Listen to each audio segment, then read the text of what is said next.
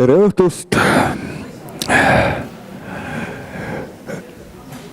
Tere õhtust veel kord! Algab meie tänane, võiks öelda, rahvalik või ka rahvuslik loodusõhtu ja kõigepealt ma paluksin, me teeme aplausi ühele legendaarsele mehele Heino Sõnale ja koos temaga palume ka Tuulekanni lavale. Nimelt Heino Sõnad, ilmselt te teate paljud, mina tean juba 70 aastatest, kui ma vaatasin saadet Tere hommikust Põllumehed või kuulasin. Või siis õhtul, kui oli rahvapillimuusika tunnid, siis alati öeldi seda, et nüüd esineb teile Heino Sõna Kandlel.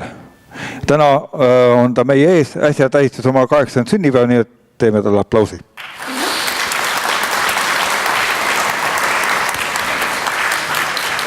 Ja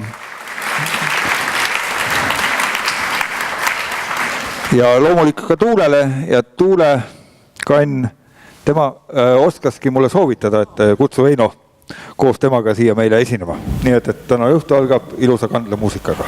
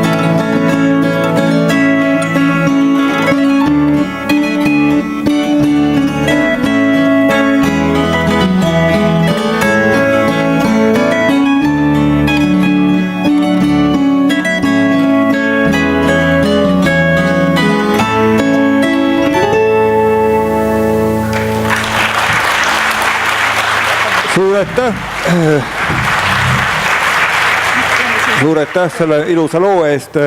See ju meenutas meile kevadet ja kevade muusika autor, nagu te teate, oli ju Veljo Tormis. Aga tänase õhtu teema üle arutades, kui me mõtlesime, et me arutame, mis on meile need kõige, siis sirvides tuli selline aegrida välja, et see oli aasta 55 aastat tagasi, aastal 1962, kui me saime omale rahvuslinnu suissupääsukese. Läks 5 aastat mööda, 50 aastat tagasi Eesti Looduskaitse eestvedamisel, Eilarti eestvedamisel saime omale rahvuslilleks rukkilille. 25 aastat tagasi geoloogide ja ka Jaan Eilarti ja samuti Arnold Rüütli toel saime rahvuskivi, paekivi. 10 aastat tagasi saime räime Vladislav Korsetsi toel. Ja nüüd jaanuaris ilmusid meie tööriistakasti rändrahnud. Ilmselt sellepärast, et meie keskkonnaministriks on geoloog. ja täna me seal seltsi kontoris väikse seltskonnaga kogunesime arutada, et millised on need Eesti põlislooduse, need väärtused ja muuhulgas arutasime ka rahvuslooma teemadel. Kunagi mõned aastad tagasi kui terioloogidel see mõte tekkis, siis me jõudsime aastaloomani, esimese aastaloomaks oli hunt, tänavu on metskits, järgmine aasta on ilves, aga ma palun siia Peep Männili, ta natuke mõtles meiega kõigepealt võib-olla nende meie põlislooduse väärtuste üle ja tema just ütleme Eesti kõige parema loomatundjana võib-olla oskad sa soovitada, et kelle hulgast me võiks oma rahvuslooma tulevikus valida. Ole hea, Peep. Aitäh. Tervitus kõigile siin viibijatele ka minu poolt. Tegelikult ei olnudki see niivõrd terioloogide idee, et võiks ka rahvuslooma Eestis valida. Tegelikult ju loom, et meil on ju tegelikult praeguseks juba siis 2 rahvuslooma olemas, et üks on siis kala ja teine on lind, aga neid ei ole kordagi nimetatud rahvusloomaks. Nii et pigem mõeldakse rahvusloomana siis mõnda 4-jalgset elukat, kes võiks meil siis rahvusloom olla, et kui me vaatame endi ümber siin naaberriikidesse, siis osadel on nagu rahvusloomad olemas, aga kõigil kaugeltki mitte ja mõned nimetavad oma rahvusloomaks ka näiteks lindu laiemalt, aga Eesti siiamaani seda teinud ei ole. Võtame näiteks meie põhjanaabrid, soomlased, neil on rahvusloom olemas ja selleks on pruunkaru. Võtame meie idanaabrid, siis ma ei tea, kumb ennem oma rahvuslooma nimetas, aga neil on samuti, ei ole väga originaalsed selle koha pealt, et neil on ka pruunkaru. Ehk siis nii soomlastel kui venelastel on pruunkaru. Kui me läheme meie lõunanaabrite poole, liigume siis lätlastel on rahvusloom küll olemas, aga see on 6-jalgne. See on 2 täpp lepatriinu. Ja kui me liigume veel lõuna poole, siis seal nii-öelda rahvuslooma 4-jalgsete hulgas ei ole ei leedukatel ega ka poolakatel. Et selles mõttes jah, Eestis võiks võib-olla ka kala ja linnu kõrval olla ka keegi 4-jalgsetest, keda me enda näiteks põlismetsade väärtuste sümboliks tulevikus pidama hakkaksime. Aasta oli siis 2012, kus nagu ma mainisin, mitte terioloogid, vaid tegelikult Looduskaitse Selts eesotsas Jaan Riisiga ja oma lähedaskonnaga tulid niisugusele mõttele, et see aastaloom tuleks ikka Eestis ära valida. Ja kes siis võiks veel selle aastalooma kohta oma sõna öelda, arvati, et see on Eesti Terioloogia Selts. Eesti Terioloogia Selts on Eesti loodusuurijate seltsi juures olev niisugune sektsioon. Ja mis seal ikka, tuli Jaani poolt suunis, et valige ära.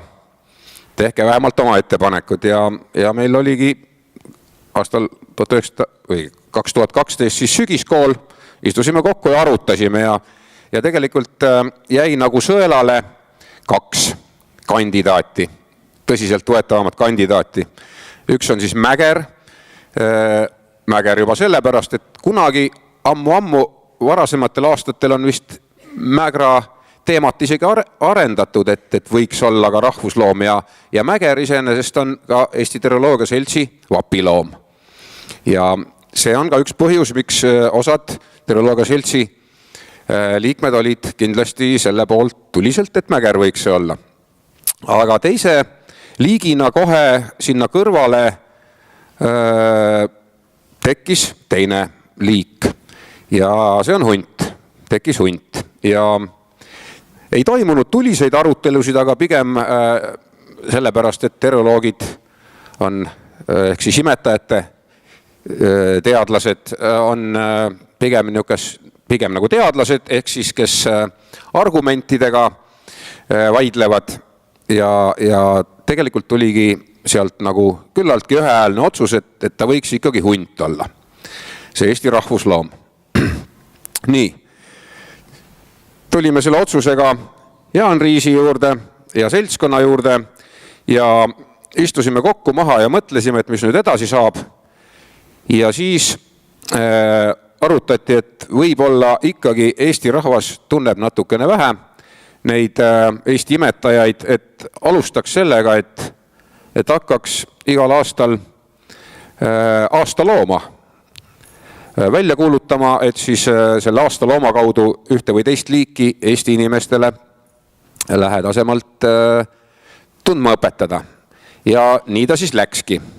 Ja esimese aastaloomaks siis sai see valitud hunt aastal 2013. Ja peale seda on siis järjestikku olnud veel liike. On olnud viigerhüljes, metssiga, metskits, jah, mäger oli vahepeal. Tänavu on siis metskits ja nagu Jaan juba ütles välja, et järgmine aasta on ilves.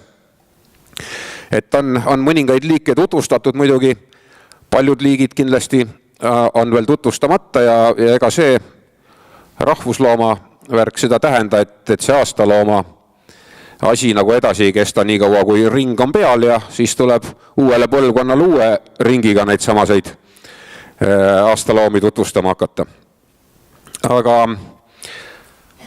Aga kui nagu rohkem nendel aastatel 2013 näiteks sellest aastaloomast või mitte aastaloomast, vaid rahvusloomast nagu juttu tuli, siis käidi ka välja teisi liike, lisaks siis Terioloogia seltsi nagu otsusele. Ja Eesti Päevaleht tegi ühe uuringu, rahvaküsitluse, kus siis küsis ka rahva käest, mis te arvate, kes võiks olla tulevane Eesti rahvusloom.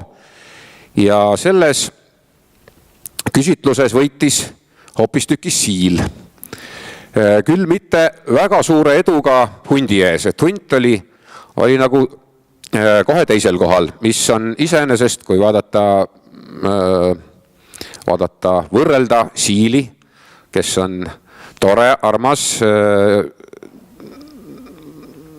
niisuguste nööpsilmadega, vaatab otsa ja tuleb piima jooma inimeste kausi juurde, on hunt hoopiski vastuolulisem, ehk siis tekitab päris palju probleeme, näiteks maamajandusele, lambakasvatusele, jahimeestel on ta tõsiseks konkurendiks ja ehk siis kui siili vastaseid ei ole, siis hundi vastaseid kindlasti Eesti inimeste hulgas on ja mitte ainult Eesti, vaid mujal on see asi kindlasti veel teravam. Aga lisaks sellele siis on kuskil, ma nägin mingit külakampaaniat, internetist vaatasin, seal oli nagu jälle pakutud taaskord mäkra. Nii et tegelikult nende arutelude või arvamusküsitluste käigus ongi võib-olla sõelale jäänud 3 liiki, ehk siis hunt, siil, mäger ja võib-olla, kui me räägime siin nii-öelda pigem niisugusest sümbolist, mis kuidagi ka rohkem peegeldaks Eesti rahvast, siis võiks ehk siia juurde arvata ka võib-olla ilvese. Et karu kindlasti sümboliseerib ka Eesti põlisloodust, aga kuna 2 naabrit on juba selle ära võtnud, siis selle võiks välistada ja võib-olla, kui me eeldaksime, et Läti võtab ilvese, siis võiks ka selle mõnes mõttes välistada. Noh, selle ümber, et kui me jätame sõela peale praegu need 3 liiki, et kes siis võiks ikkagi tulevikus meie rahvusloom olla, sel teemal võivad kindlasti semiootikud päris palju arutleda, et miks võiks olla üks, miks võiks olla teine loom. Noh, siilist ma juba rääkisin, aga tõenäoliselt on lisaks sellele, et siil on tore, armas, käib piima lakkumas, on Siiliga seotud ka Kalevipoja eeposest, kus siis Siil oli hea nõuandja loom Kalevipojale. Mäger on kindlasti oma töökusega ja oma kodu hoidmisega selline, kes sobiks ka selles mõttes Eesti rahvusloomaks. Tal on oma kodu, nad asuvad hajali üle kogu Eesti, kuigi neil on ka niisugused väiksed kolooniad, aga nendes elatakse pigem koos perekonniti või sugukonniti, mitte ei ole need niisugused suured kolooniad nagu mõnede teiste liikide puhul on.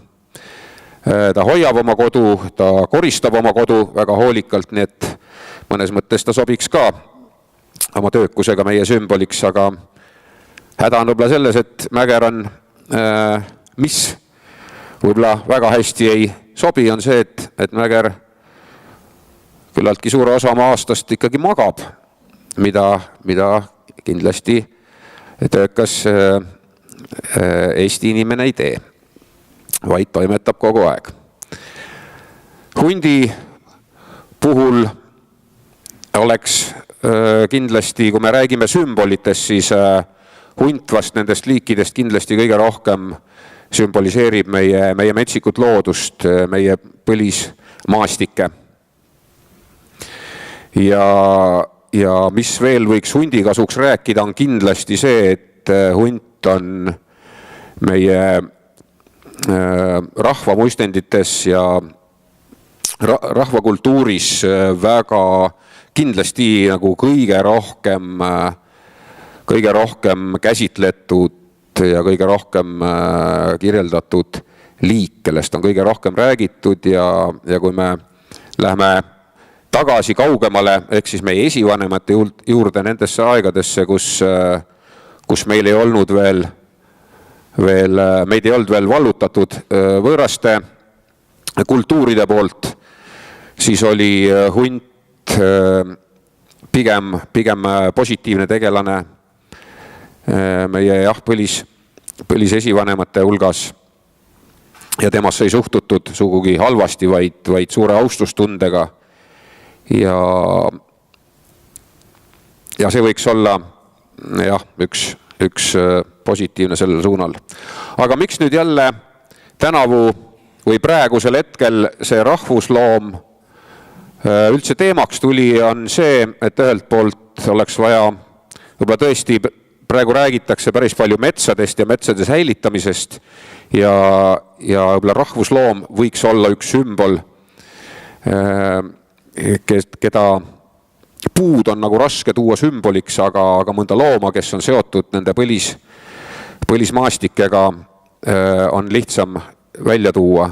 Ja võib-olla ka see, et järgmine aasta on ju Eesti 100. sünnipäev ja millal siis veel, kui mitte selleks suureks sünnipäevaks ja tähtpäevaks võiks olla meil oma rahvusloom. Kõik. Nii, et täna me ei hakka veel rahvuslooma valima. Küll võib öelda seda, et kõik need, kes põlisaante kaitse eest välja astuvad, võiks oma hundisärgi selga panna. Palun nüüd ühe loo muusikat ja siis läheme rahvusmaastike teema juurde. Ja. Nüüd tahaks, kas see töötab või?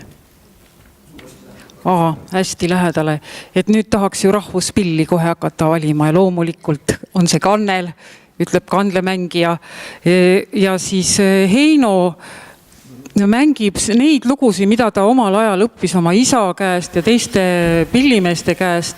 Heino on pärit Võrumaalt, aga ta on elanud nii Otepääl kui Karksi Nuias ja paljud teavad teda ka hoopiski Vasalemma kandi mehena, nii et ilus on isamaa.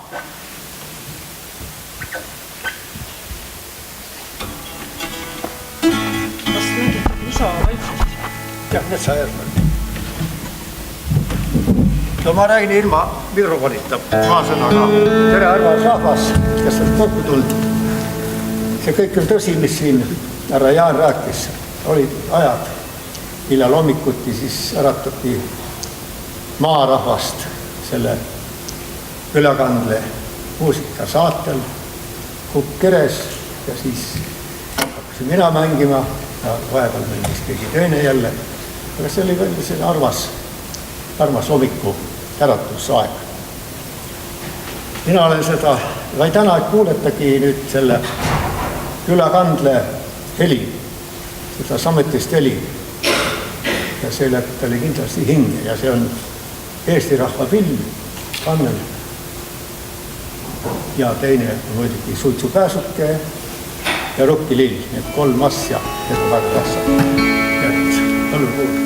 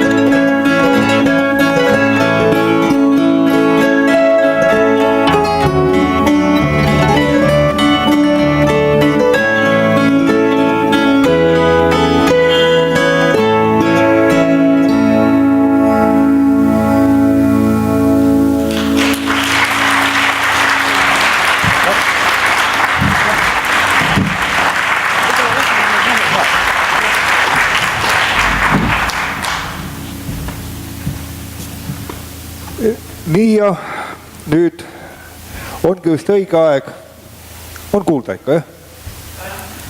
Et nüüd ongi just õige aeg minna rahvusmaastike teema juurde. Kui ma meenutan 70-ndaid, siis mäletate vist ka paljud meie saalis olijatest ajakirjas Eesti Loodus arutleti, et mis on see Eesti kõige ja seal võitis Pühajärv ja seal nimeks tuli edasi siis Soontagana maalinn ja tuli Ontika Paekallas ja palju selliseid sümbolpaiku.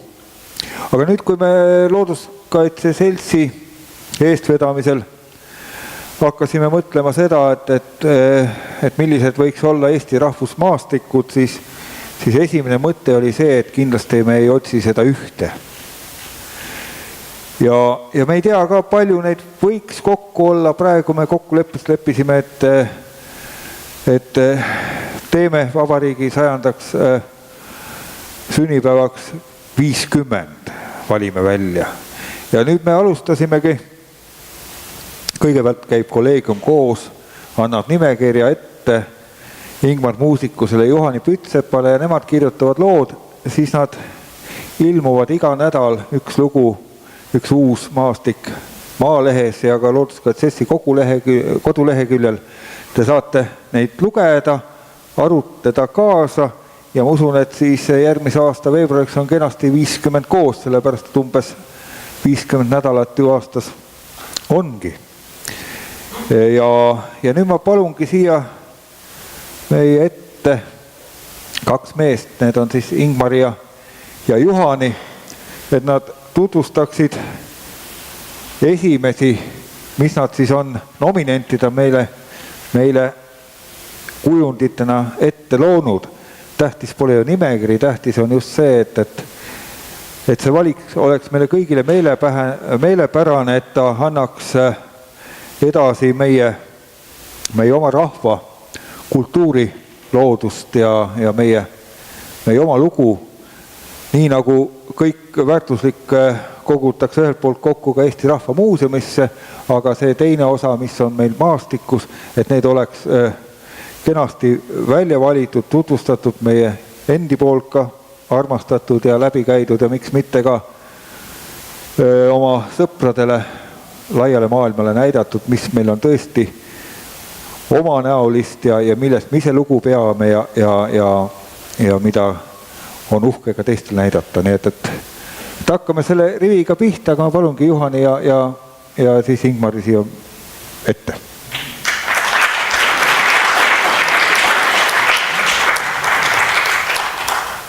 Tere õhtust! Meil on otstarbekas vist, et jääme ikkagi siia külje peale pisut, siia prožektori pisut liiga praadivasse valgusse, aga põhitähelepanu ei ole õnneks mitte meil, vaid piltidel. Ja rahvusmaastik mõte on meil 2 arutamist olnud juba rohkem kui aasta ja me ühel hetkel otsustasime, et hakkame ise pihta ja oma esimese kandidaadina juba nüüd kahjuks ilmumisel lõpetanud ajakirja Looduse sõber me tegime loo Alam Pedialt ja sellest jutustab ka siin esimene pilt, mis on tehtud õhust. Emajõe ülemjooks, koht, kuhu sealsed kalamehed jalgsi kindlasti ei soovita minna.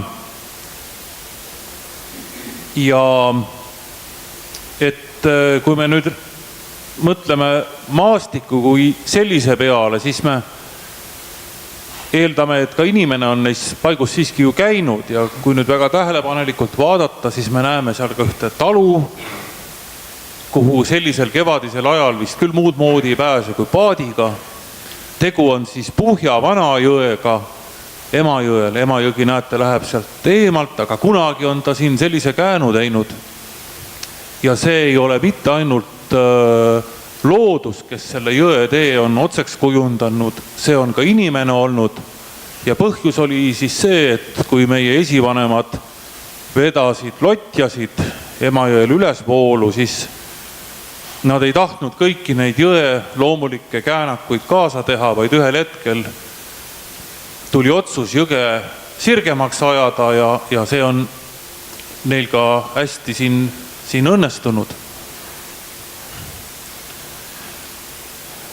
Üks pajude rida veeväljal ja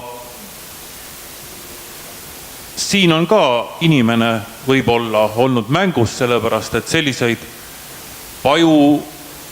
pajustikke istutati just sellise kevadise üleujutuste ajatarbeks, et paadi ja lodjamehed saaksid nende järgi orienteeruda.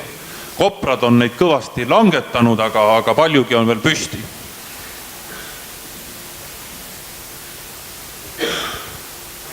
Osa neist vanajõgedest on kinni kasvanud. Seal ei ole algust ja lõppu, on sellised sumbunud veesooned. Neid on nüüd plaanis avada, et need on head kohad kalade kudemiseks ja seda on nagu tehtud päris edukalt. Iga vanajõgi, ja neid on rohkem kui 50, on oma näoga. Kõik erineb nendes vanajõgedes, vesi, taimed, kõik on kordumatu. See on pildil Pimekooldu vanajõgi, et väidetavalt kunagi väga ammu tuli põhja poolt üks pime krahv ja põrutas otse siis üle jõe, jää ei pidanud, ta kukkus sisse ja uppus Pimekooldu vanajõgi. Ja siin on inimene, kes täna elab Pimekooldu vanajõe kaldal, Helgi Velja, ja ta seisab siin ühes augus. Ja see pole mitte pommiauk, nagu võiks arvata esmapilgul, aga Helgi vanaisa jutustas talle, ja see jutt oli kandunud põlvest põlve, et kunagi elasid selle jõe kaldal sõjavangid, jõe süvendajad Mullast majas, ja nemad kaevasidki neid jõgesid ka otsemaks, ja see auk on siis jäänud mälestusena sellest jõe otseks ajamise ajast. Juhani on Alampedjal hästi kodus. Ta on kogunud lugusid seal elanud inimestest. Minul endal on palju vähem kokkupuuteid olnud, aga ma olen käinud Jõhvikal koos Endel Peedoga, üks 84-aastane mees, kes sügiseti viidi Kirnast edasi Nõmmeotsale, jäeti nädalaks sinna ja siis ta tavaliselt korjas iga päev, korjas suure kogused jõhvikaid ja elas sellist korilase elu. Ja siin pildil on Nõmmeotsa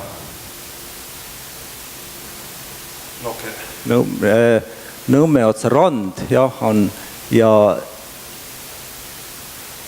Alampedja looduslikult on olnud Suur Võrtsjärve ala, et Suur Võrtsjärv on ulatunud sinnamaani välja ja sealt on see soostumisprotsess olnud alguse. Aga need on hästi head Jõhvika kohad, üle Eesti tuntud. Muidugi see koriluse kui elustiil on jäänud paljusti juba minevikku, et selliseid Peedo Endeli suguseid mehi ja naisi on väga väheks jäänud, et isegi 2 kepi najal ei ole takistus minna sellistesse rasketesse kohtadesse. See on üks hästi põnev maja, Juhani teab. Nõmmeotsa on paiga nimi ja siin kunagi siis Nõukogude okupatsiooni aastail asus Tartus paikneva lennuväediviisi polügoon ja siin majas siis elas sõdur, viibis, kes pidi siis jälgima, lähedal oli ka torn, kuhu siis pommid kukuvad. Praegu on see maja ise siin varsti kokku kukkumas, aga mõni jõhvikaline teda kasutab. Alampedja metsik kant, aga seal on elatud pea kõikidel soosaartel, on olnud mõni talu. Siin on lihtsalt paar sellist motiivi nendest lagunevatest taludest. Kulu on üks Palupõhja lähedal üks koht. Et sellised viimased vaated nendest vana aja elupaikadest. Peep rääkis siin hundist. Hunt on Alampedja vapiloom ja olnud kogu aeg. Huntidel on hea koht elamiseks. Alampedial matkaradu käies, neid ei ole seal õnneks neid matkaradu väga palju, aga mõni on paar tükki ja siis võib inimene rõõmustada, kui ta ka mõnel teekäänul või üle kraaviviival sillal leiab hundi meie rahvusloomakandidaadi julgad. Et see näitab, et ka hunt ikkagi ei ole päris sõge, et ta paneb pea ees kogu aeg mööda võsa, vaid kui võimalus on ja teed saab käia, siis hunt ka seda teeb. Siin pildil on jahimees Ilmar Rootsi, kelle üks kutsumus on olnud käia pimedatel metsateedel ja kutsuda hunte petrooliumlambi klaasi abil. Ilmar on küll laulumees, aga see klaas veel annab erilise võbina sellesse kutsesse, mida siinkohal oleks võib-olla sobimatu püüda järgi teha. Ja talle on hundid vastanud võib-olla ühel korral 10, aga see üks kord on olnud nii verd tarretama panev ja võimsat võbinat tekitav, et Ilmar ikkagi taas ja taas on neid kutsuda püüdnud.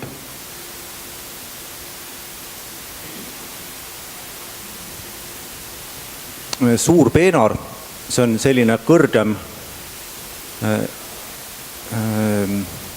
ala, läheb laeva rappa sisse, kasvavad suured kõrged männid, nagu tee läheks sealt hästi võimas, siis selle ots viib Võiviku reservaadini välja, seal on suusajäljed, ma olen kuulnud kotkameeste käest, et seal on probleemiks see, et seal käiakse liiga palju, matkajad, huvilised, et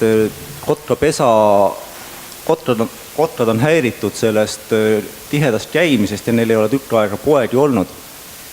Et see on selliste loodusmatkade kui varjukülg. Laevaraba,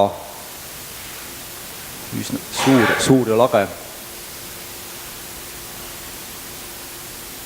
Soogaasikud on üks selline metsatüüp, mida kui Eestit tutvustatakse, me näeme hästi palju rabapilte, uduseid ja laukalisi, aga me ei näe peaaegu mitte kunagi soogaasikute pilte, mis on vähemasti sama ilusad ja samas ka väga iseloomulikud Eestile.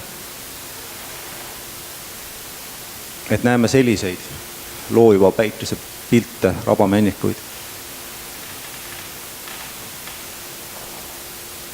Siit edasi liigume Tammsaare Vargamäele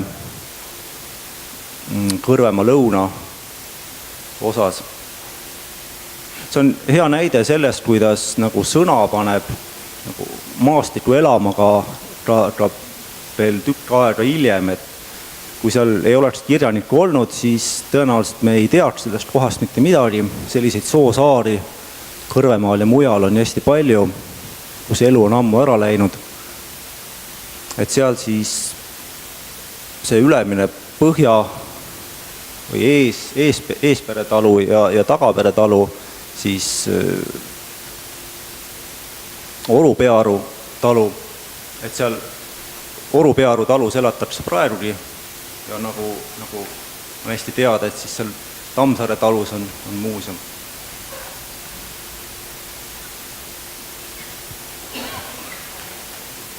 Paik, mille kohta võib öelda, et kõik meist on seal kunagi käinud või kui ei ole veel käinud, siis mõtlevad, et võiks minna. Ja kes on käinud, see kuidagi hakkab millegipärast tagasi igatsema. Muidugi on väga tähtis ka see, kuidas jõutakse kohale.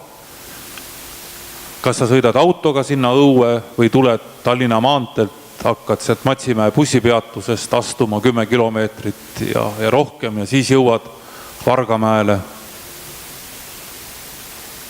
Ja ikka tullakse, ikka leidub õpetajaid, kes toovad lapsi sinna buss sõidab õue, lapsed jooksevad välja, kõnnivad nende majade vahel ja tundub, et kõigile on neil paikadel midagi jutustada.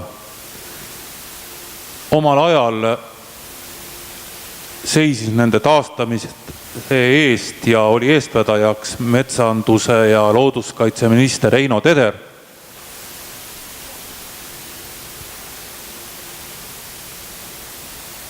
Mul oli 10 aastat tagasi selline hea võimalus pildistada Tammsaare maastikke Tammsaare enda looduskirjelduste illustreerimiseks. Ain Marvet, kes on Tammsaare ja Kõrvemaa hea tundja, oli idee teha selline raamat, et ta kogus kokku Tammsaare looduskirjeldused ja siis ma käisin nende järgi otsimas sobivaid vaateid, sobivaid motiive. Kui me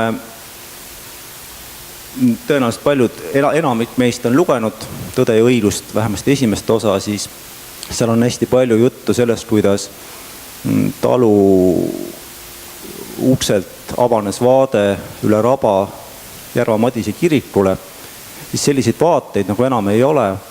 Nad on seoses kuivendustega kinni kasvanud, puud on suured. Aga ma otsisin ikkagi ja ma leidsin sellise koha, kus paistis see kirik, ronides ühe Rabasaare kuuse otsa, et tuli nagu leida sellist motiive. Siis mõned meeleolupildid. Jah, õunapuuõied, need ongi, mis ma veel näha tahan, oli vana Andres nõus. Õunapuuõied ja noored puud, neid tahan ma veel näha. Nemad jäävad siia ilma kasvama, kui mina ära lähen. Noor puu on natuke nagu vana inime, ainult et noor puu veel kasvab, aga vana inime ei kasva. Või kui kasvab, siis maa poole, mullale lähemale. Tõde õiguse 5. osa.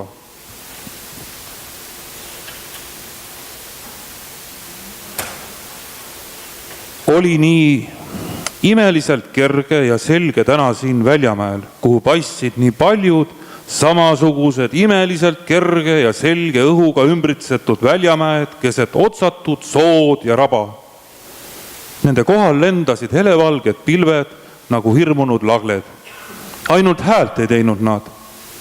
Taevaalune oli hoopis vaikne, kui ei pannud tähele lõokeste laulu või linavästrikku katuseharjal või aiateibas.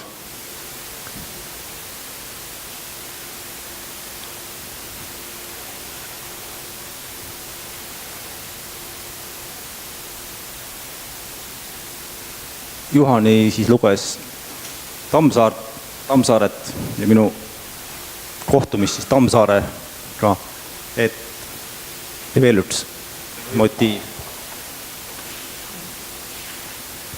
Raamat on siis kannab pealkirja Siinmägi, Sealmägi, Anton Hansen Tammsaare oma koduloodusest. Nad armastasid inimeste eluhoonete lähedust, armastasid nagu inimese endagi lähedust, aga siis kargasid nad äkki ülalt alla ja said otsa, nagu poleks neil inimestest sooja ega külma. Vargamäel päike muidu ei saanud, kui pidi kevadel katuse räästasse jääpurikaid treima ja nad pärast ise ülalt alla puruks pilduma. Nõnda oli päikesega Vargamäel. Aga Indrek mõtles, et mis hakkab vaene päikene siis peale, kui ükskord võib-olla Vargamäel enam pole inimest ega tema eluhooneid. Kuhu küll riputab ta siis oma jääpurikad, et neid pärast puruks pilduda. Võib-olla päike ei treigi siis enam jääpurikaid. Võib-olla on päike siis vana ja ei armasta enam mängida. Kui kaob inimene, siis kaob ka purikas. Mis? Kui kaob inimene, siis kaob ka katuseräästas, kuhu istutada purikaid. Väike, kallis, kui sa armastad oma purikaid, siis pead ka inimest armastama, sest tema valmistab purikate tarvis katuseräästaid.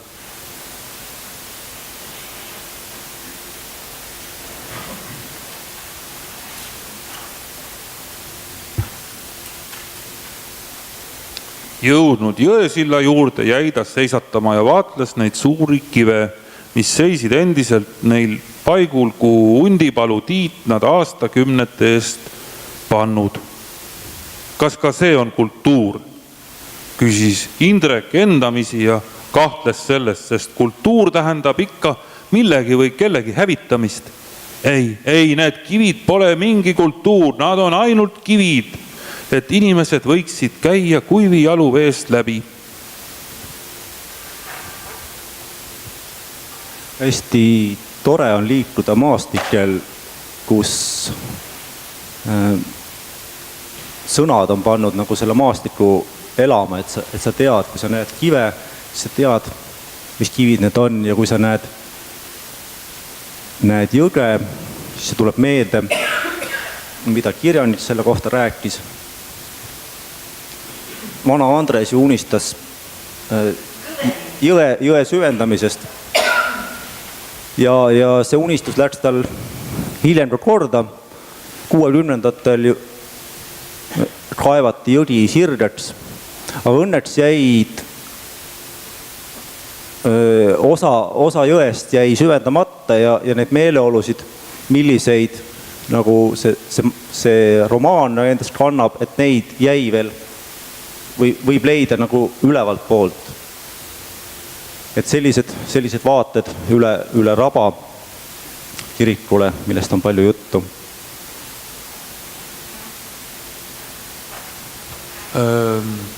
Kodru Raba ja näete, siin on matkajale tehtud tee, mida mööda saab ka siis Tammsaarele jõuda Järva Madise kiriku juurest, kes tahab.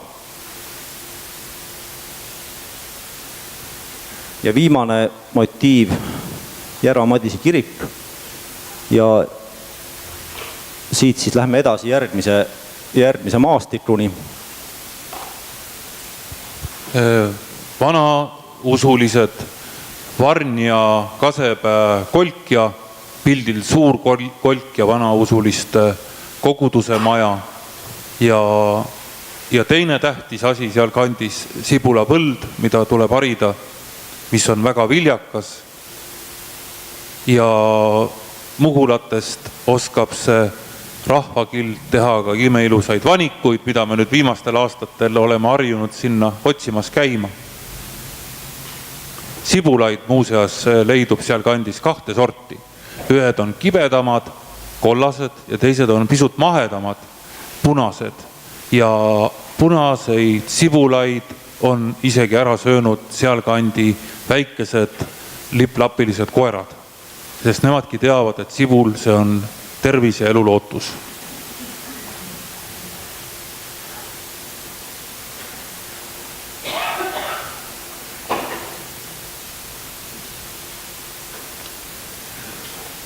Külatänav, mida mööda kuidagi ei saa kihutada, õieti on neid ju 2, üks on siis Varnja, Kasepää, Kolkja ja teine Rajaküla enne Mustveed.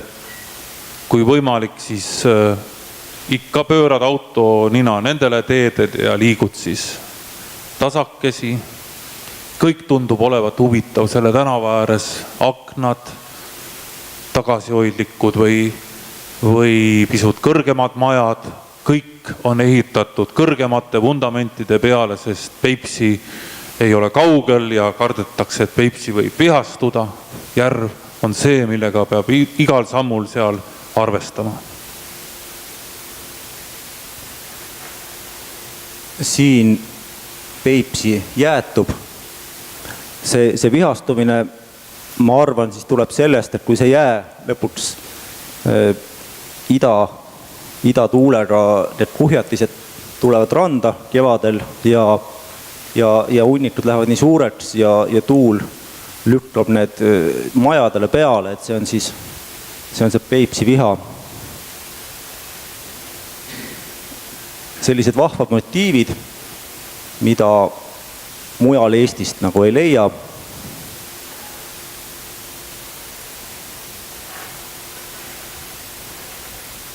Vanausuliste 8 harulised ristid.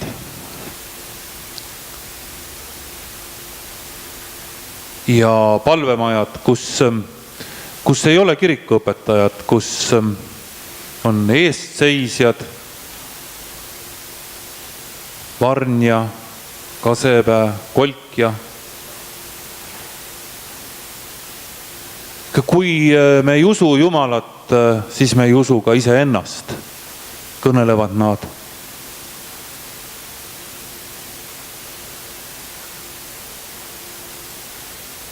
Varsti tulevad ülestõusmispühad ja siis ühel hetkel kõnnitakse ümber nende kodade seal.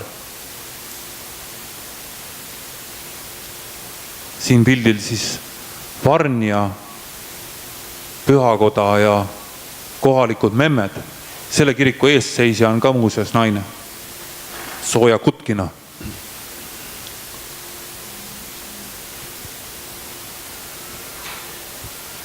Järgmine rahvusmaastiku nominent või kandidaat, Norra Oostriku allikaala, mis paikneb enda soostiku lääne nõlval.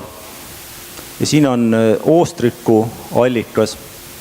Siin on 3 sellist tõusuallikat, näha on 2, moodustavad sellise pikliku järve, mis läheb sujuvalt üle kiirevooluliseks jõeks.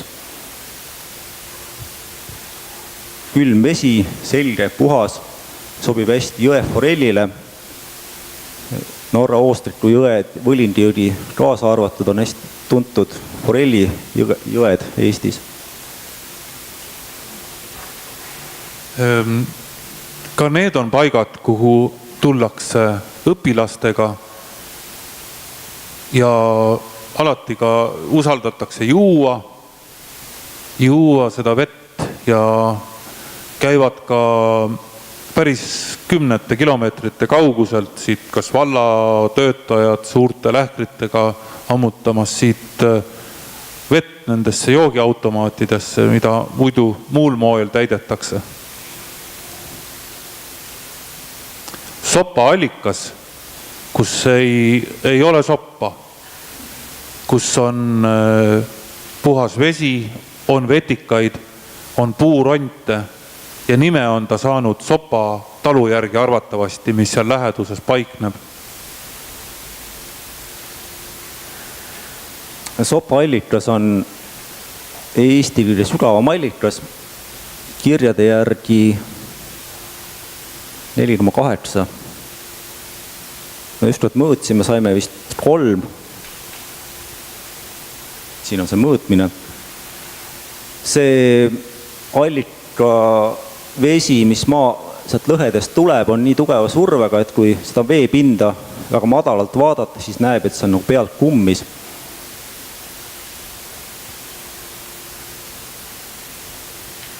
Teine allikate rühm on Võlindi jõe peal. Mõned on sees, mõned on servas. Need on siis tuntud Eesti looduskaitsele alusepanija Gustav Vilbaste järgi nimetatud Vilbaste allikateks.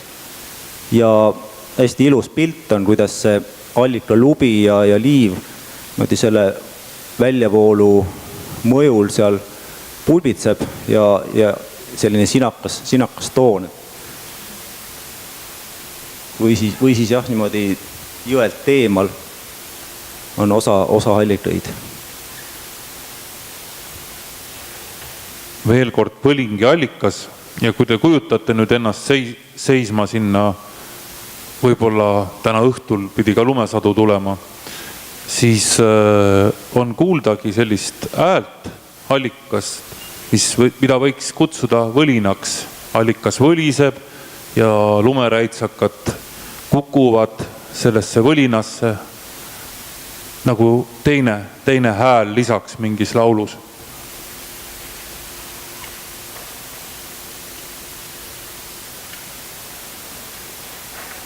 See on Norra mõis. Norringud, selle mõisa omanikud kunagi,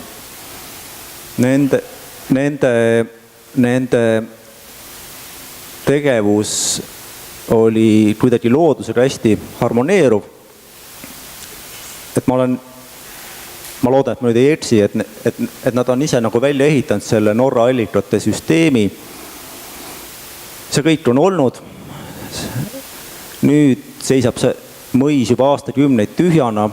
Üks ärimees ostis selle ära, tegi kõvasti betoonitöid, aga sinna see jäi. Ja see pilt on pisut rööstitu. Juhani teab selle kivi kohta. See on Udeva sovhoosi maaparandusobjekti kivi, jah. Veel üks kummaline sort meie mälestusmärk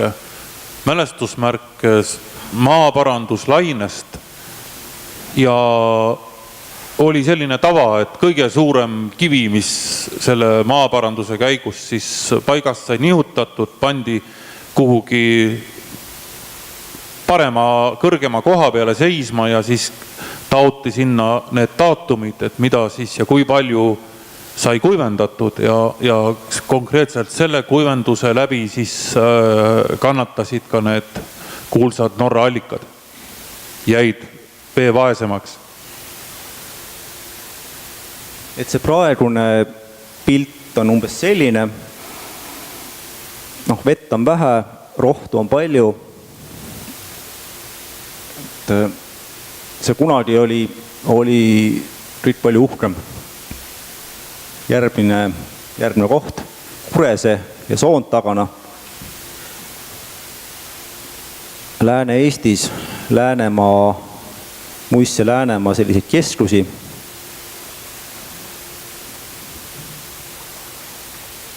Paik, mis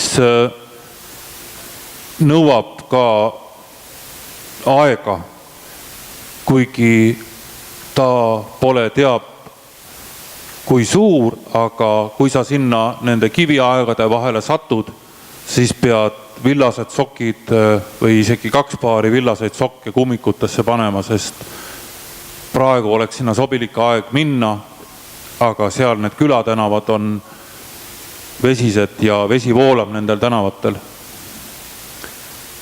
Siin aia nurga peal oma ehitatud või taastatud aia nurga peal istub siis Urmas Vahur, kes on selle küla püsimise eest hea seisnud, karjatab seal veiseid, taastab järjest aedu, huvitub kõigest selle külaga seoses. Ja siin me näeme siis metsamees Urmas Vahurit kevadisel külatänaval, mis oli küllap samasugune ka möödunud aegadel, kui seal elas veel mitukümmend peret.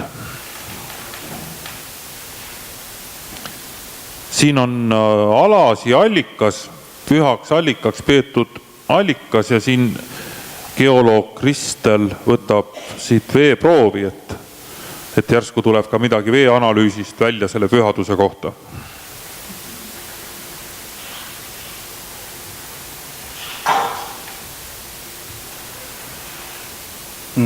Kultuse kivi Kurese külas. Kurese küla oli asustatud esimene aastatuhat, eks ole, jah. Ja talusid oli seal 23 või 21, et hästi elujõuline küla. Siin seisab siis Urmas Vahur Pakamäel ja me saime teada, et 1948. aastal oli selle mäe otsas jaanituli ja külarahvas kogunes sinna, kui järsku põõsad ragisesid ja ilmus jaanitulele ka Ants Kaljurand ehk hirmus Ants. Aga nüüd me teame, et ta nii hirmus meie tänases kontekstis ei olnudki. Ja Ants oli siis pidanud seal jaanitulel kõne, kus kutsunud üles ikkagi edasi võitlema, vastu hakkama ja oli palunud ka panna ennast kirja tema organisatsiooni, mis kandis nime Vaba Eesti. no kui me täna nüüd hakkaksime siin ukse juures kirja panema ennast sinna Antsu organisatsiooni, siis me saaksime mitusada või 150 uut liiget.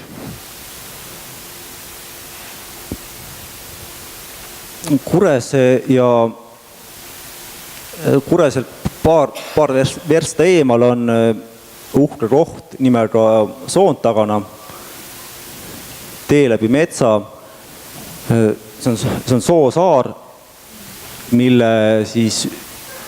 ümbritseb Avaste soo. Ja see Avaste soo oli kunagi 4000 aastat tagasi tuli sinna meri, ulatus sinna välja. Siis 10-11 sajand, kui oli see soosaar, oli siis see maalinn asus, siis oli tõenäoliselt see soo nägi teistmoodi välja, et seal olid mingid järved ja kusagil 40. ütleme teise maailmasõjani oli seal 2 talu veel ja nüüd on see jäänud tühjaks.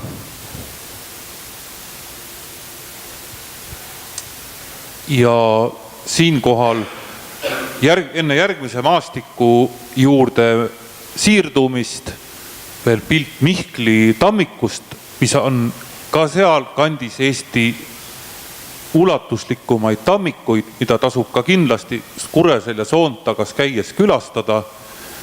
Palume muusikaliseks pausiks lavale Eino ja Tuule ja muusika teema võistatage sellelt pildilt ära.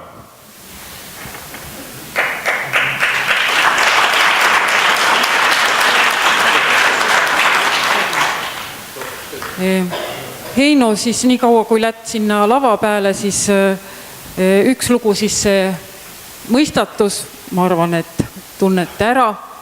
Mine, või tahad sa kõnelda mikrofoni? Ei, aga siis ja siis Tõnelugu Heino, siis ma paluks, et sa mängiks selle, mida sa Otepää kandist siis õppisid Otepää meestelt. See võiks olla see pinna. Et kas sobib see pinna pärast alguses? Ei, aga just see, mis sa selle Maksimalli käest. Teeme tegelikult Pühajärve valsi. Ja.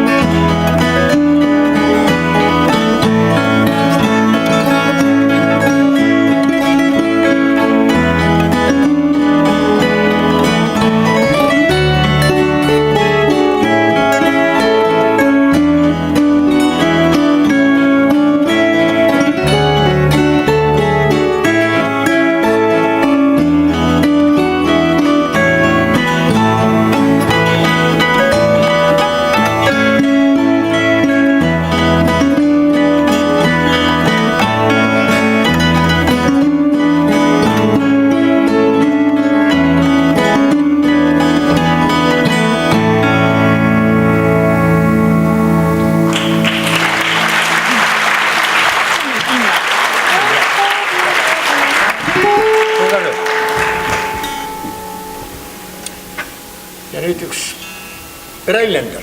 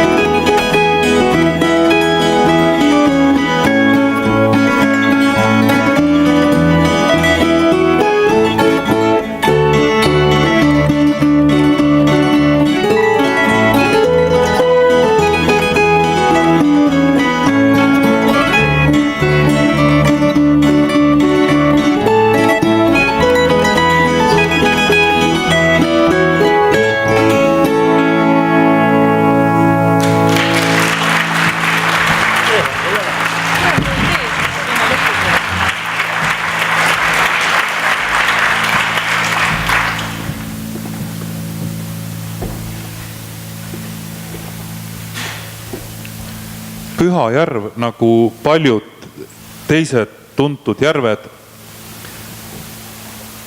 on mitte kogu aeg kohal olnud, aga ta on tulnud. Nagu näiteks ka Võrtsjärv on tulnud kuskilt Pilistvere kandist.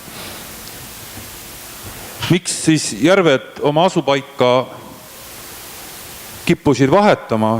Põhjuseks oli ikka paraku inimene, kes ühel või teisel viisil siis vee suhtes kehvasti käitus või kuulda on, et keegi naine näiteks võttis kala, pühkis sellega lapse tagumikku ja viskas järve tagasi, siis see võis olla põhjus järvele uks pauguga kinni lüüa ja mujale siirduda. Püha järv on tõesti rahvusmaastiku kandidaat number 1 mitmes mõttes ja igal ühele meist on jõukohane ka ise seda maastikku avastada. Meil on olemas ümber Viljandi järve jooks, aga sama hästi meil võiks olla olemas ka ümber Pühajärve kõnd, mis on paras poolepäeva ring, 14 kilomeetrit, miks mitte see oma sõpruskonnaga ühel tuleva suvepäeval ette võtta. Ja alata võiks seda ringi sellest paigast Pühajärve Sõjatamme juurest. Kõlab sõjakalt, aga lugu ise on kahjuks kurvavõitu, et talumehed, kes hakkasid vastu sellele, et mõisnik nendele väljamaalt uued rasked adrad tõi, mis tundus nendele kurnatud hobustele rasked vedada, avaldasid vastupanu, aga selle tamme juures nad pidid saama kadalippu, ihunuhtlust.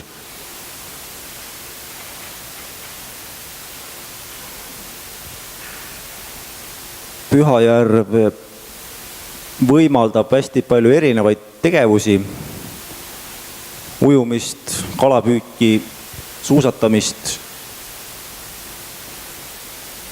Et mul oli lapsena õnn käia mõned korrad spordilaagris Pühajärve ääres ja mulle kui selliselt tasaselt maalt tulnule jättis see hästi toreda mulje, et sai järves ujumas käia, paadile sõita, et oli hästi vahva. Sportlased on avastanud Pühajärve maastikud enda jaoks tõenäoliselt juba ammu. Ja siin on siis kergliiklustee, kulgeb Sifa poole, mille peal siis võib näha meie suusakoondist suvisel ajal nii heas või kehvas seisus, kui ta parajasti on. Aga ka teisi, kes siin lustides sõidavad Kääriku poole. Pühajärve äärne Saare talu, selle perenaine Rutt Laos, kes hoiab alal üht vana pilti sellest Saare talust, paikus 20. aastatel suvitasid meie kirjanikud, Siuru liikmed, kes kraapisid oma nimed ka selle katusekambri aknaraamidesse ja neid me oma ümber järve käigul neid kraapimisi ka nägime.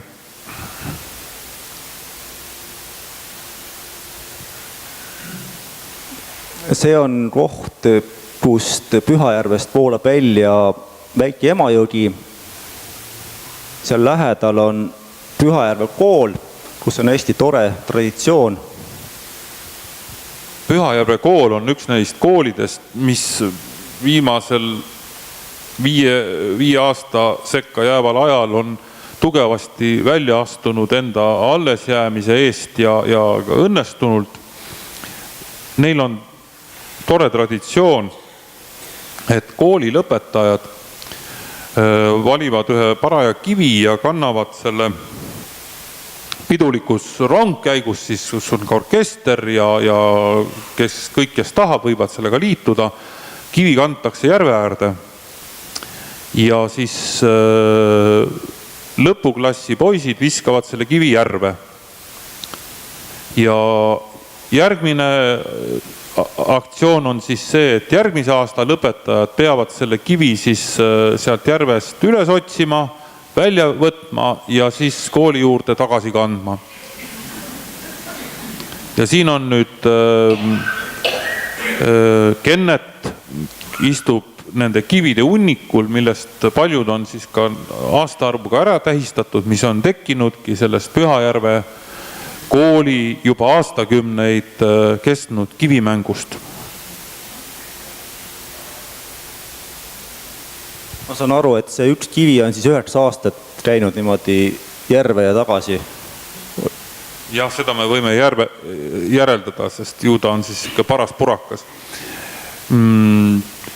Üks väga rauarikkas allikas Pühajärve nii-öelda tagumisel küljel, aga tasub siis üles otsida ja julgesti juua, võib seda soovitavalt siis hõbepeekrist isegi ja veel võimsamalt mõjub kui jaanipäeval ehk Leedo päeval siis, et Ingmar ütleb, mis vesi siis tekitas. See oli vist armastusega seotud ja tervisega. kes on käinud Tartu maratoni pikka rada sõitmas, see teab, et rada tõuseb Otepää staadionilt nagu metsa vahele ja tükk aega saab nii rahulikult seal metsa vahel siis vehkida ja siis on eespoolt kuulda müdinat ja hüüdeid, et ettevaatust ja tuleb esimene tõsine laskumine, mis on Poslovitsa laskumine. Ja minagi olen lennanud seal pea ees lumme ja selle lendamise pealt ei ole mul kunagi olnud aega vaadata, et selle laskumise peale jääb üks kena talu, Poslovitsa talu.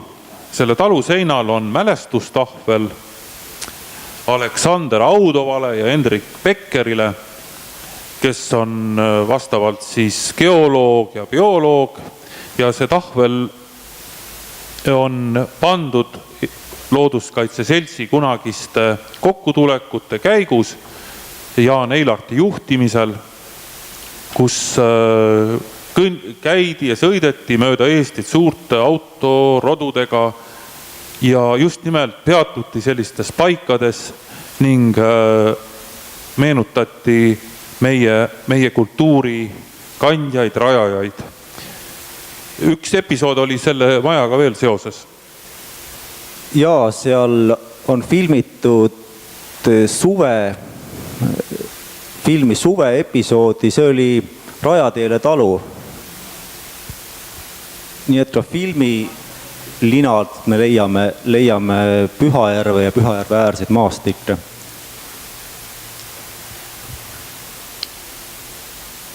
Selle pildi juurde ehk ei peagi midagi ütlema.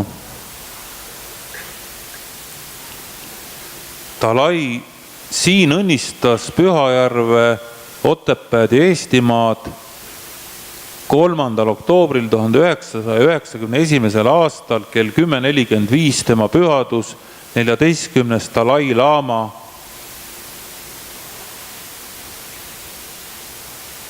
Ei, ma seda lõppu ei ütle. Tenin Shatso. Järv Kolga mäe otsast, kui otsida sellist klassikalist piltpostkaardilikku Pühajärve vaadet, siis selle mäe otsast, kus on ka üks selline istumiskoht, võib seda leida.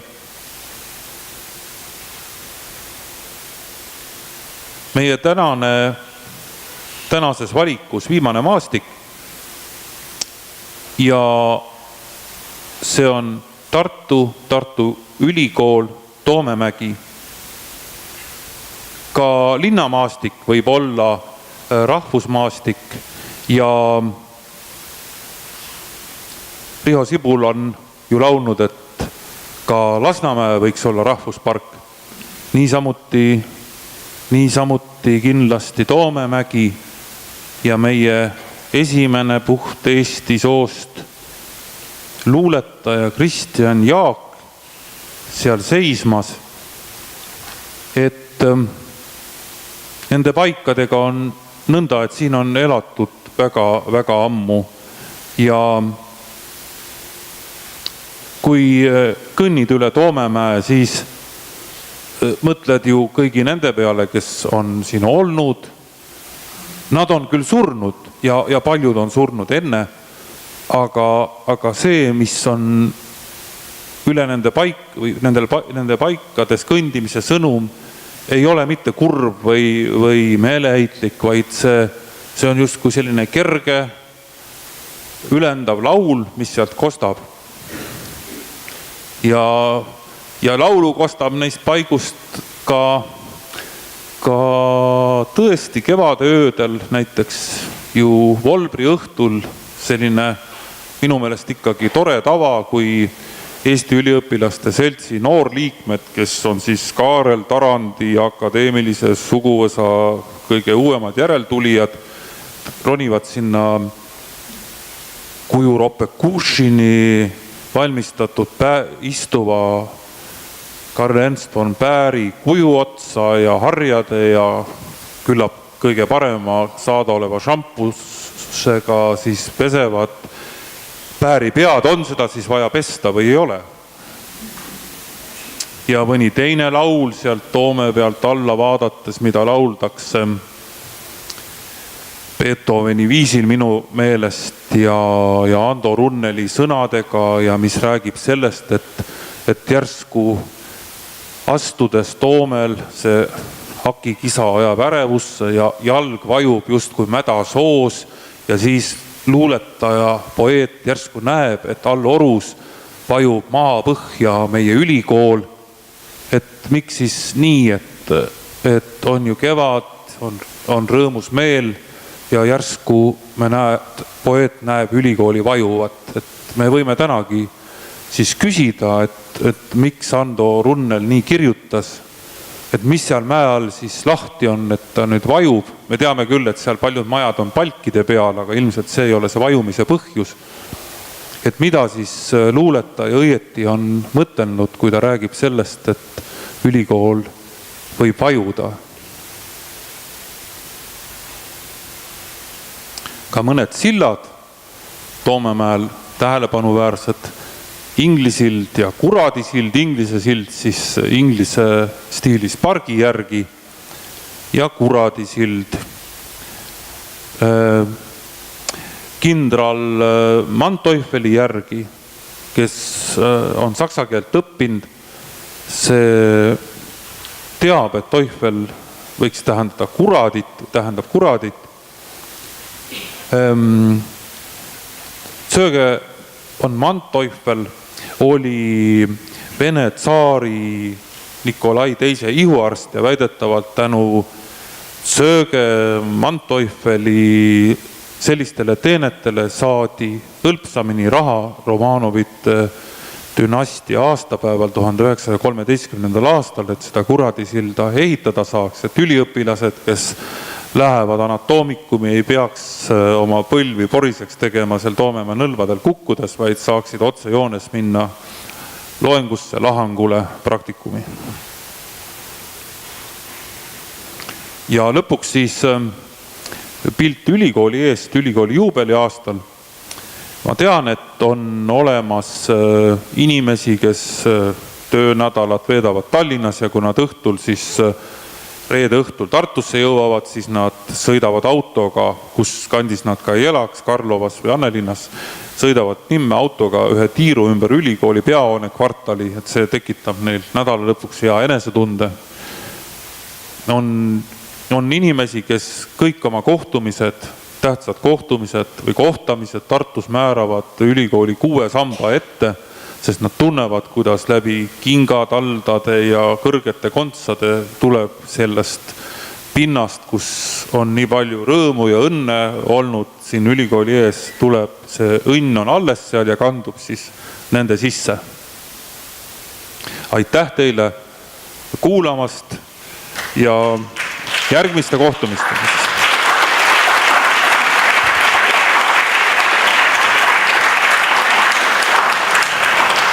Need olid esimesed 7 lugu, aga nüüd kuulame kõigepealt 2-3 pillilugu, siis mõtiskleme edasi ja ma usun, et vahepeal on ka Valdur Mikite kohale tulnud. Aga kõigepealt nüüd kuulame natukene Heino sõna ja Tuule ilusat kandlemuusikat.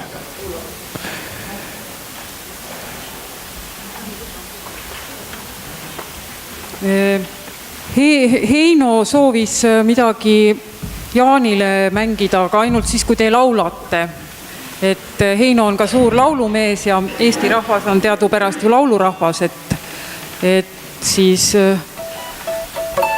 mis Juhani juttudesse puutub, siis meid seob üks kant Järvsel ja Ahunapalu, kui ma kunagi sattusin sinu artiklile, siis mis muu hulgas ka mainis ühte kuulsat kandlemängijat Aksel Tähnast, siis sealt kandist oli pärit ka Jangada Enno, ta oli üle 90 aasta, kui ta nüüd märtsikuus oleks varsti saanud 93, aga nüüd surigi märtsi alguses ja temal oli ka Mets mühiseb üks lemmiklugu, aga võib-olla alguses teeme need marsid. Tartu Ülikoolile mõeldus, ikka marsid. Marss. marssida popuriin. Natuke lõbusam.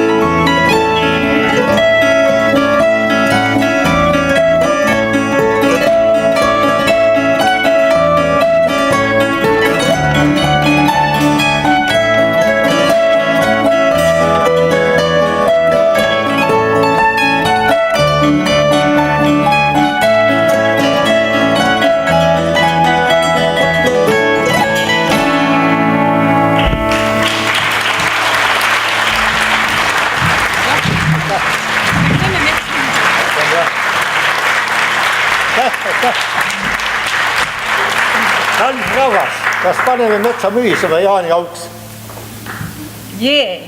Ja. Paneme. Laulge kaasa. Mäletame ilusat aega meelde, mis hommikuti oli Jaani. Selle ajaga. Mis ilus aeg oli. Mets.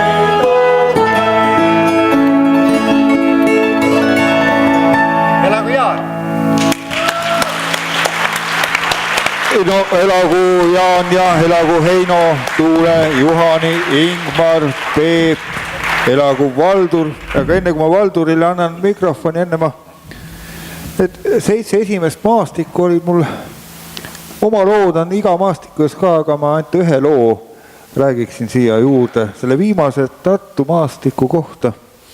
Nimelt ma ülikooli aega elasin ühes ilusas punases majas seal Toomemäe Nõlval, kus oli esimesel korrusel lihapood ja maja küljes oli ka silt, et siin elas Anton Hansen Tammsaare kunagi. Ja iga hommikul, kui ma üles viitsisin tõusta, jalutasin Toomemäele, vaatasin Pääril otsa, nüüd just see aasta on tema 225. juubeliaasta, jalutasin edasi Park Hotelli puhvetisse, võtsin seal omleti ja koorega kohvi, istusin, nautisin seda tõesti ilusat Eesti-aegset interjööri ja kui isu üle läks, siis jalutasin Vanemuise 46 õppehoonesse, loengud hakkasid läbi saama, aga õnneks ma sain ikka oma õppejõududega seal koridoris suitsu teha, nii et ei läinud ühtegi päeva mööda, kus ma ikkagi oma õppejõududega ei käinud suitsu tegemas. Aga nüüd ma palungi, et Ingmar natukene mõtleks võib-olla nende mõtete üle, et mitte Ingmar, aga just, et ma nüüd mõtlesin juba Mikita muidugi, Valdur. Mikita, et ta mõtleks natuke nende üle, et kõigepealt me peaksime vist defineerima, kes me ise oleme ja siis me selle järgi saaksime oma rahvusmaastikud nagu ka valida ja ma usun, et Valdur teab sama hästi kui mina, kes me ise oleme.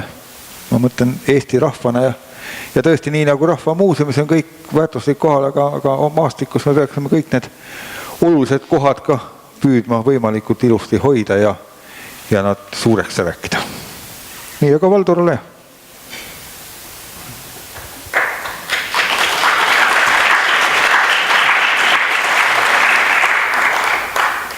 Jah, hallo, tervist. Väga paha on niimoodi poole pealt paati hüpata. Ma käin Tallinnas harva ja siis on alati niimoodi, et täpselt ühel õhtul on 2 üritust, nii nagu see tavaliselt elus juhtub. Ja teadmata, mida nüüd varem on räägitud, mõtlesin, et ma loodan, et keegi pahanda, kui ma seekord piirdun sellise 10-minutilise ettekandega, sest päev on olnud pikk, ma arvan kõigil. Selge, ma ise tundsin, et ma räägin kohutavalt kõvasti, aga nüüd ma räägin vist normaalselt. Mõtlesin, et kuulates küll ainult seda viimast juttu, mida Juhani rääkis, seal oli juba nii palju olulisi asju sees, et mõtlesin, et võib-olla õige pisut tuletaksin meelde veel ühte sellist tähtpäeva, mis sellel aastal on. Ma arvan, et kõik need rahvuskalad ja rahvuskivid ja muud asjad ilmselt vist sai alguses kenasti juubilarid ära õnnitletud. Ma ei tea, kas juttu oli ka Kalevipojast. Esmailmumine 1862, matemaatikas küll kehv, aga vist on 155 aastat ka Kalevipojal täitub. Ja kuigi mul oli vist umbes 5 slaidi, ma saan aru, et need praegu ei lähe käima, et tühja sellest, et saame ka ilma hakkama. Et Kalevipojaga oli see tore lugu, et kui ma lugesin Kreutzwaldi mälestusi, siis muuseas Kreutzwald ise uskus, et Kalevipoeg kunagi võis olla reaalselt elanud hiiglane. Kusagil tema kirjavahetusest tuleb välja selline asi, et ta uskus, et Kalevipoeg võis olla üks selline veeuputuseelne koletis. 1862. Ega ma ei tahtnudki sellele vastu vaielda. Et ma hakkasin mõtlema, et kogu see Darwini liikide tekkimise aeg ja see oli selline erakordselt niuke põnev aeg toona. Ja Kreutzwald oli ka selline keeruline isiksus. Ta läks üsna kiiresti õpetatud Eesti seltsiga konflikti, kuna ta lubas Fehlmanni mälestuseks ikka eepose Eesti rahvale valmis kirjutada. Ja paari aasta pärast sai ta aru, et ta on võtnud sellise täiesti üle jõu käiva töö endale. Ja siis, kui õpetatud Eesti selts Kreutzwaldi käest küsib, et kuhu siis meie rahvaeepos on jäänud, siis tal on üks selline tore vastus, et ega siis sellist hiigla noormeest ei saa nagu püksituult maailma puhuda. Et oli sellise reljeefse kõnepruugiga. Ja mingil hetkel läks see konflikt nii teravaks, et oma kirjavahetusest teistele inimestele ta siis räägib, et ta ei räägi mitte õpetatud Eesti seltsist, vaid tühjapeade Eesti seltsist. Et kuidas need millestki aru ei saa. Aga tulemus igal juhul oli igati vägev, eepos ilmus ja Kalevipojast rääkida, kui temast rääkima hakata, siis nagu suur mees tulebki pikk jutt, selles mõttes ma pikalt rääkida ei taha. Aga mis minu jaoks oli üllatus, kui keegi mäletab seda Kalevipoja süžeed natukene lähemalt, siis kas see oli 14. peatükis, kui tuleb selline seik, kus seal Raudu ja Kõrtsi juures üks nõianeitsi hakkab Kalevipoega uputama oma keha vedelikega. Ja see oli ka toonase sellise kirjanduskaanoni silme läbi niivõrd selline nagu skaalast väljas asi, et see ei ilmunud mitte saksa keeles, vaid see peatükk ilmus ladina keeles. Ja sellest on siis hiljem ka kirjandusloolased pisut kirjutanud. Ja tõesti, kui see ka praegu üle lugeda, siis ta tõesti on selline suhteliselt mõnevõrra ilustatud peatükk. Nii et Kalevipojast rääkisime, Rukkilillel vist sellist ümmargust tähtpäeva, Rukkilillel on ka 50, no vot, siis ma ajasin juba ise segamini. Ja Rukkilillega muidugi ma ise olen mõelnud, nende rahvussümbolite peale mõeldes võib-olla seda, et vaat siin on üks selline väike vastuolu, et me justkui peame ennast metsarahvaks, aga samas need rahvussümbolid, seal ei ole õieti ühtegi metsaga seotud liiki, on nad ikkagi rohkem kusagilt mujalt nagu tulnud. Ja Rukkilille puhul meeldib mulle võib-olla kõige rohkem see, et kui uskuda minust targemaid inimesi, siis Rukkis jõudis Eestisse tõenäoliselt nisu umbrohuna algselt. Ja Rukkilill omakorda on, eks ole, justkui Rukki umbrohi, nii et me oleme nagu rahvuslilleks valinud sellise umbrohu.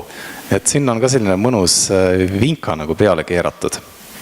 Ja kui mõelda, panna sinna kõrvale kohe suitsupääsuka, siis ma ei tea, kas tänu härra Tõnis Luukasele või oli keegi veel enne teda, kes hakkas kasutama sõna mugavuspagulane, siis kui kellegi kohta üldse nagu linnuriigis saab öelda mugavuspagulane, siis ilmselt tuleks seda öelda suitsupääsukese kohta.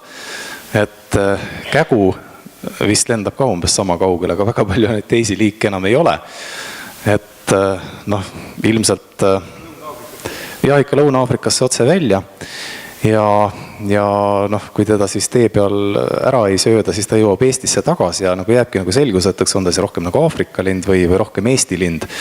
Aga võib-olla see viitab ka sellele, et ükskõik kus kandi pealt selle Eesti imelise olemuse peale mõelda, lõpuks ikkagi see mõte jõuab nagu sinna välja, et kõik on tõesti erakordselt hea, välja arvatud kehv kliima. Nii et võib-olla ka suitsupääsukesed selles mõttes on ikkagi üht-teist nagu õppida. Ja nendest rahvussümbolitest ma nüüd räägin seda, mida te slaidide pealt näete, eks ole, ma räägin neid slaide ette, vaadake hoolikalt. Ja viimane minu meelest kõige sellisem, mõnes mõttes hullumeelsem lugu luhtus ju rahvuskalaga. Nii palju kui mina tean, selle algatas Kalaliit ja ta oli selline demokraatlik ettevõtmine, et kõik inimesed said hääletada. Ja ma arvan, et üsna paljud mäletavad, et tegelikult ju Eesti rahvuskalaks rahvas hääletas haugi. Aga see oli vale vastus. Siis tulid kokku Kalaliidu eksperdid, mõtlesid tükk aega ja kuulutasid välja, et Eesti rahvuskala on räim. Ja miks ma selle peale hakkasin mõtlema? Ma ei olnud tükk aega poest ostnud sprotte. Ja siis ma mingil hetkel läksin sinna kanaleti juurde ja võtsin selle sprotikarbi kätte. Ja kõigepealt üllatas mind see, et selle peale ei olnud enam kirjutatud mitte sprott, vaid see oli asendatud sõnaga Balti sardiinid. Ja siis, kui ma seda väikest kirja hakkasin lähemalt lugema, siis oli seal kirjas, et karbis on kas kilu või räim. Et ühesõnaga ei olnud täpselt defineeritud, kumb ta oli. Ja siis nagu tekibki see küsimus, et just kui sa lähed ostma seda rahvuskala, mis võib olla sprott, võib olla räim, kuna räim on heering alamliik, selline, ütleme, selline nagu lilliputt heeringas või midagi sellist, eks ole. Ja siis ta võib olla Balti sardiin. Ja siis ma sain aru, et selle rahvuskalaga mõnes mõttes selle rahvuskala valik järgis täpselt neid samu kriteeriumeid, mis olid ka võib-olla sellise rahvuslille ja rahvuslinnu puhul. Et esialgu tundub see selline kindla peale minek, aga kui sealt tagant hakata uurima sellist nagu mingisugust eestlase olemust või Eesti identiteeti, siis sa kukud pea ees sinna lõksu. Ja viimane asi, mis ma sellise väikse identiteedi kohta, mis mul meelde tuli, mul üks hea tuttav, kes aeg-ajalt käib Jaapanis ja siis ta rääkis mulle sellise loo, et ükskord, kui nad olid asumas tagasi teele kuskil Tokyo restoranis, mõtlesid, et nad niimoodi suure suuga küsivad, et et mis teil on kõige sellisem eksklusiivsem roog, mida te üldse meie jaoks suudate valmistada. Ja siis tuli peakokk kuskilt köögist ja teised targad inimesed pidasid tükk aega nõu ja neile toodi karp Riias valmistatud sprotte. See lugu mulle meeldis. Nii et Jaan, ma praegu vabandan, kuna ma niimoodi jooksu pealt tulin ja ma unustasin ära, millest ma pidin rääkima, siis ma rääkisin seda, mis mul peas oli ja nüüd on mu ettekanne lõppenud, et kõik oli väga tore. Suur aitäh sulle, Valdur, ja samast kohast võin ju kohe veel paar mõtet jätkata. Ilmselt ma olen kuulnud ja see vastab täiesti tööle, et kuna esimesena saime omale rahvuslinnu, siis 5 aastat hiljem Jaan Eilart pingutas ikka kõvasti, et rukkilille rahvuslilleks saada ja väike selline nii-öelda sõna ja näpuosavus aitas kaasa, et saada see sinimust-valge värvid kokku. Ega seal muud tarkust ei olnud. Et rahvuslill pidi kindlasti sinine olema. Ja rahvuskiviga läks veidi paremini. See oli niimoodi 92. aasta. Rüütel oli Ülemnõukogu esimees ja Eilart hea sõber kirjutas alla, seal ei olnud mingit valikut. Ainuke, et Eesti on ju nii-öelda see ajaloos mõttes hall Eesti, pae Eesti ja siis see punane Eesti ehk liivakivi Eesti ja natukene siis seda Liivimaa ajaloose kuvermangu rahvast sellega kuidagi nagu natuke kurb neist ja neil natuke seal seda tolokivi seda Devoni baasi ju seal Peetri jõe põhjas avaneb, aga ega suurt rohkem ole. Nii, aga aitab sellest minu jutust küll, et ma arvan seda, et kuulame ikka väikse kontsertosa veel õhtu lõppu ja siis ühiselt ootame Ingmari ja Juhani uusi neid lugusid. Need esimesed 7, mis me täna kuulsime, ma arvan, et teeme Ingmarile ja Juhanile aplausi, et need 7 50 on kindlasti sobivad, et anname niimoodi juba nominent pluss staatuse neile sellele valikule.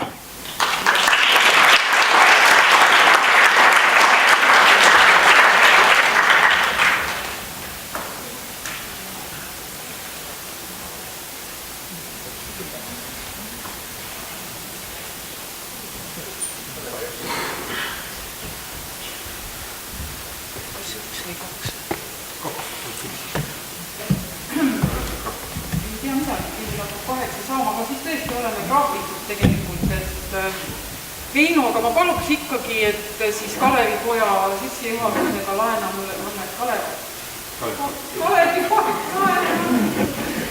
Manevurge ja siis Kalevala lõpp oli ju, kui siis Väina Nõimel, kui läks, siis jättis kanda ikka rahvale soomlased ja eestlased, sugulased nagu me oleme.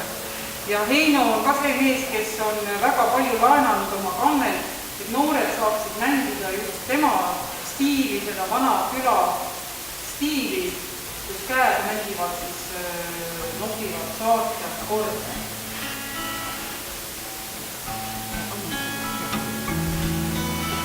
Teeme selle valside popuri ja siis polka lõpuks.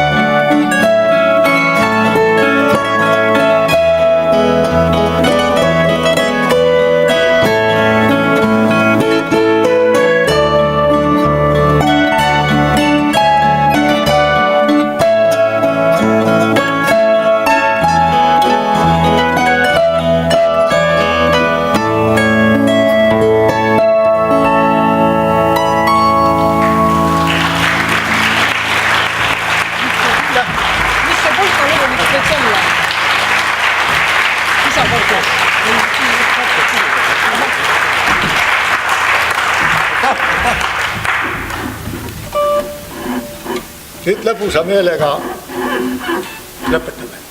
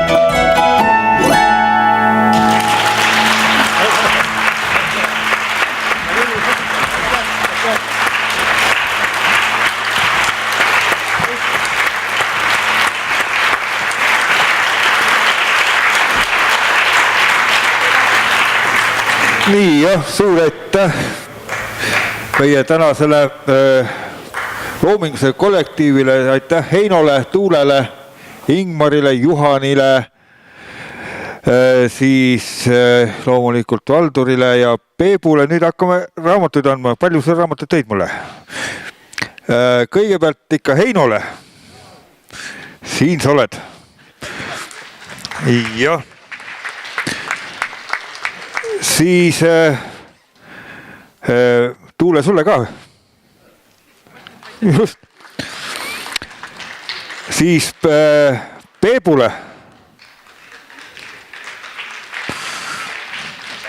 Nii. Oi.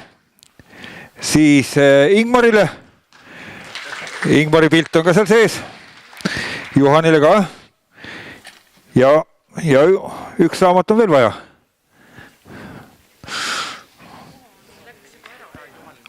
Juhan sai juba, kõik korras, väga hea. Nii, ja kohtume siis nädala pärast istub Hiinamaa ja Olavi Tammemäe ja täna oli hea.